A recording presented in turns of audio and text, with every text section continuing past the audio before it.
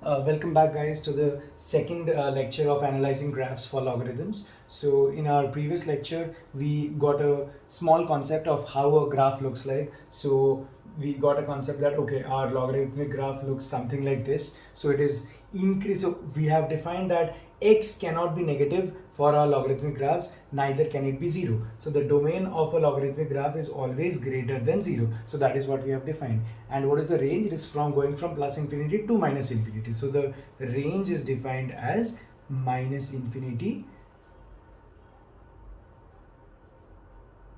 infinity, right? So we will not write equals to, because we know that infinity is not defined. So it is ranging from minus infinity to plus infinity. So that is the range. Or we can write all real values. That is also we can write. So this is domain and range. But anyways, that is not a point that we are discussing right now. So what we are interested is now in this lecture, what is happening if we increase base, if we decrease base. So how does a graph analyze? So clearly this is the y-axis and this is the x-axis, right? This is negative infinity, positive infinity, negative infinity, and positive infinity. Okay, so clearly this logarithmic graph is asymptotic towards the y-axis because it is trying to meet the y-axis somewhere over here, but it is never meeting here because it is going on till infinity. Okay, so there is always a small gap which is increasing. So the gap is decreasing, but it is always there. So that is what my point is. So that is what an asymptote is defined as. Okay, so that is what an asymptote is. Okay, so this point over here, so we know that if we define a logarithmic function log x equals to y, okay, and we write the base as b, for instance. Okay,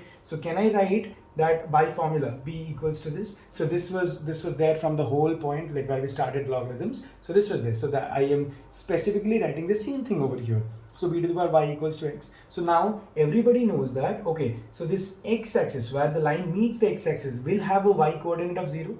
So can I write that b to the power 0 over here equals to x? Okay, so anything to the power 0, anything, okay, apart from negative, anything to the power 0 will always be 0 because you are in like multiplying it 0 times, so that doesn't make any sense, right? So it is always equals to 1, so that means x will have a value of 1 over here. So this point is nothing but 1 comma 0. So we have defined this for any base. This point is 1 comma 0, right? I hope it is clear that this point will be 1 comma 0. So now let us understand the second formula that we had seen in our formula lecture, right? What was that? That if we have the same number as the base, right, log bb or AA or CC or 1010, 2020, whatever we have, whenever we have the same number, it is always equals to 1 because see, b to the power 1 is always equals to b. So that is defined.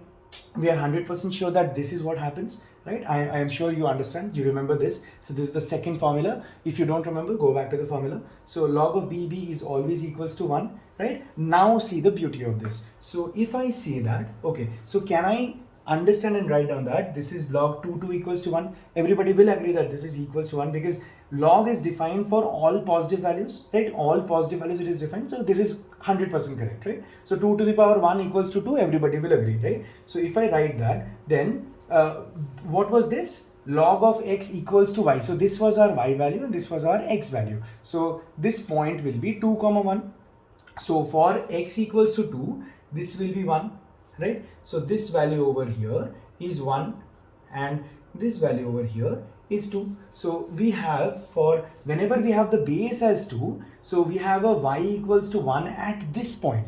Everybody can understand, can see very clearly that we have a y equals to 1 at this point, right? Okay, now let's see what happens if we increase the base somehow. Okay, so if we are making this, for example, 1010, okay, this is again a valid expression because we know 10 to the power 1 equals to 10. This is very clear, 100% available, and we know by the second formula this is clear, right? Positive values, 10 to the power 1 equals to 10, right? Okay, now let's see. So for, again, this is the value of y, this is the log x equals to y, so this is an x value, right? So for x equals to 10, since we have increased the base, this also has to be increased so that this becomes 1, right? So for x equals to 10, y will be equals to 1. So can you see, just by increasing the base, so this x-axis is increasing, and now this point over here, which is 10, this is giving you a value of the same point 1, right? So now what happens, since we are increasing the value of the base, so your magnification of the graph is increasing. So basically this is exactly what happens when you are studying about bases, right? So this is what a base is all about. So basically when you're studying a graph,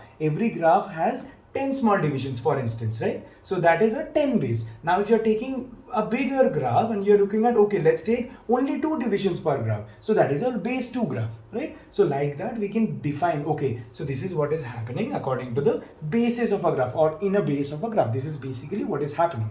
So I hope it is clear. By changing the base, we are just increasing the distance for which the value of 1 it is achieving, right? So everybody can understand what is the basic scenario. Okay, thank you.